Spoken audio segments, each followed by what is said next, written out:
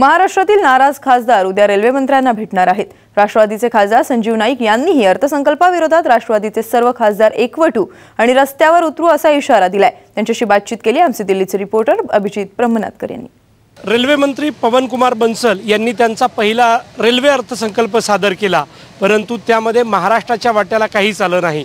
आता आपल्या सोबत आहेत राष्ट्रवादीचे खासदार संजीव नाईकजी। संजीवजी, बंसल साहेबांनी सादर केलेल्या अर्थसंकल्पात विशेषतः मुंबईला तर काहीच दिलं नाही आणि महाराष्ट्राच्या वाट्याला फार कमीच आलेलं आहे।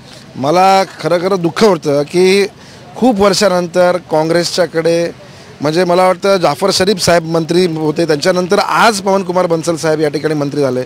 मला माहीत नाही केंद्र सरकारची किंवा UPA 2ची या ठिकाणी काय अडचण आहे।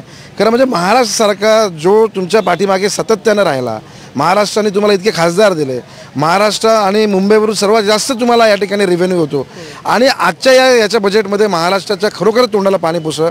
माझ्यासारखा एका खासदाराची ही तीव्र भावना आहे की आम्ही या ठिकाणी या बजेटचा म्हणजे सत्ताधारी असताना सुद्धा आम्ही निषेध करतो, धिक्कार करतो। या ठिकाणी मी सर्व खासदारांची यांना विनंती केलेली आहे की आपण सर्व खासदारांनी एकत्र येऊन या ठिकाणी पवन बंसलांना या ठिकाणी जाब विचारला पाहिजे आणि त्यांच्याकडून महाराष्ट्राच्या जनतेसाठी जे काही गोष्टी म्हणजे आमच्या म्हणलं की सर्वच काही आम्हाला मिळणार नाही, परंतु जी गोष्ट आम्हाला पाहिजे ते काहीतरी आम्हाला मिळाले पाहिजे। संजीव भाऊ, याचा अर्थ आम आदमीच्या हातात काही पडलं नाही म्हणून राष्ट्रवादी वेळ पडली तर रस्त्यावर येऊन आंदोलनही करेल। आमचं म्हणणं आहे की आम्ही पवारसाहेब आमचे मंत्री आहेत, आमचं महाराष्ट्रात काँग्रेस आणि राष्ट्रवादीचा आघाडीचा सत्कार आहे।